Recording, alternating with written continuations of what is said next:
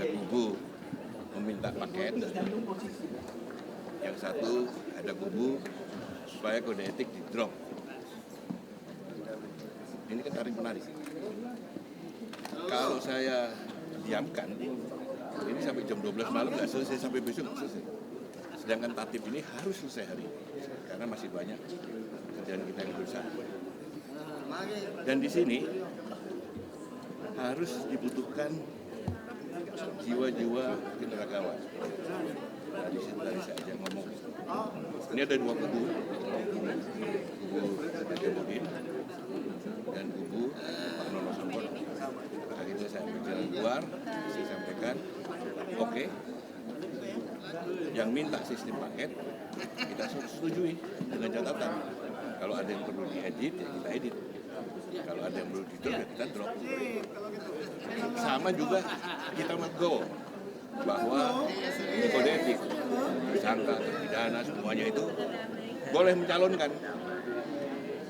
Itu kita silakan, nanti urusan anggota. Yang penting kita ikuti seperti yang disarankan oleh KPU, harus menyampaikan di para pemilih bahwa saya pernah dihukum karena ini, pernah melakukan pelanggaran berat ini disampaikan pada saat calon. Itu aja. Kurang baik karena banyak yang tidak setuju dengan dibolehkan narapidana atau orang yang memiliki pelanggaran kalau saya itu semua daripada ini ribut terus, itu nanti kita bisa berhenti.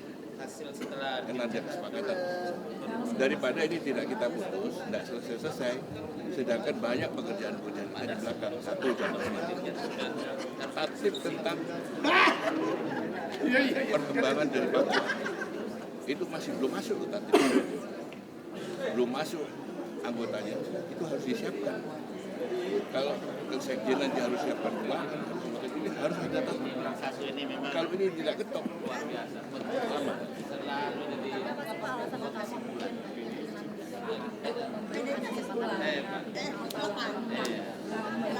Kalau dari pihak kami memang tidak dibicarakan, tapi ini menjadi salah satu negosiasi antara kelompok dan kelompok Najamuddin. Kelompok Najamuddin itulah yang memperjuangkan supaya itu untuk di-drop. Mereka tidak mau dengan sistem kelompok paket, tapi kelompoknya Pak Nono harus sistem paket. Nah, kita win-win solusi aja. Ya, kalau soal sekarang ini kasarannya ya pragmatis saja, oke, tukar guling. Tapi nanti aturan tetap kita jalankan. Itu aja. Iya, karena pada saat jadi anggota DPD itu sudah ada SKCK. Buktinya dia bisa terpilih jadi anggota DPD. Nah, kita alasan situ, perkara terus nanti untuk menjadi ketua, itu kita kembalikan lagi kepada anggota. Makanya dia harus menyampaikan bahwa saya pernah menjadi narapidana, saya pernah kena hukuman berat di BK. Dia sampaikan, nah semua tergantung dari anggota. Jadi di dalam tatip ini, sengaja tidak, ini hasil negosiasi, sengaja kita tidak usah membatasi, kita kembalikan semua kepada anggota. Ya, terima kasih semuanya.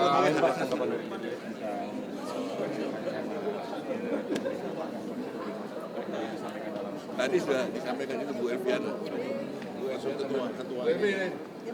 Ini Bu Elviana aja.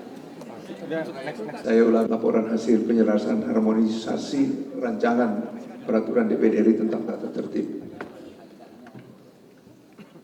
Setelah kita mendengarkan laporan hasil penyelesaian atau harmonisasi rancangan peraturan DPD RI tentang tata tertib oleh PPU, apakah rancangan... Pimpinan izin minta penjelasan pimpinan. Tidak perlu penjelasan lagi. Minta penjelasan pimpinan 03. Waktu cuma 1 hari, sementara kita sepakat itu kembali kepada Sukwil.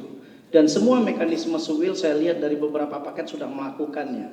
Tapi ketika kembali kepada Sukwil, pertanyaannya, rapat Sukwil siapa yang akan memimpin? Sementara pimpinan belum terbentuk dan pimpinan sementara tugasnya diatur di dalam pasal 92 itu hanya memimpin jadwal acara dan pimpinan, pemilihan pimpinan. Nah, ketika dikembalikan kepada pimpinan sementara yang berjumlah 2 orang, umur yang paling muda dan umur yang paling tua, dibagi kepada 4 sukwil, ini nggak masuk pimpinan. Jadi terlalu teknis. Saya pikir itu pasal itu perlu di-drop. Saya usul pimpinan, Yang kedua, ada pasal yang bertambah. Dan kalau mau disahkan satu Kira-kira persatu, begitu. Nah, itu kan saya hasil PPU. Itu saya menawarkan.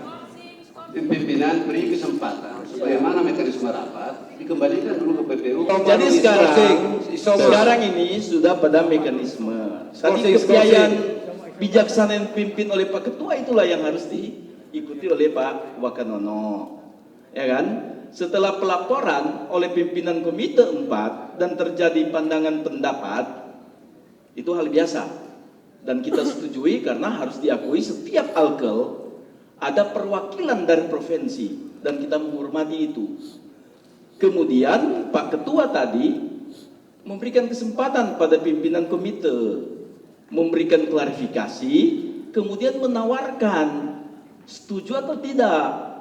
Nah, itulah yang harus dilakukan ini. Harus diberikan kesempatan pada pimpinan PPU untuk menjelaskan, memberikan ini, kemudian pimpinan menawarkan. Ada anggapan bahwa PPU bekerja tidak berdasarkan asas hukum dan tidak sesuai ketentuan. Itu kami amat sangat tidak terima. Yang kedua adalah kata selundupan atau apapun dalam pasal. Ini harus kami klarifikasi untuk tidak kami terima. Karena ini juga tidak bagus bahasa ini digunakan dalam forum resmi sidang paripurna luar biasa ini. Klarifikasi ketiga adalah bahan yang digunakan dalam rapat ini perlu saya nyatakan. Bahan sebenarnya perubahan bukan kata diperintah. Ini yang bicara teman-teman menyusun hasil. Hari ini kita mengambil keputusan dan prosedur saya instruksi ketua saya tadi aturan kode etik dikeluarkan. Cukup teman-teman, semuanya sudah bereskan. Selamat, syukur, dan damai semua.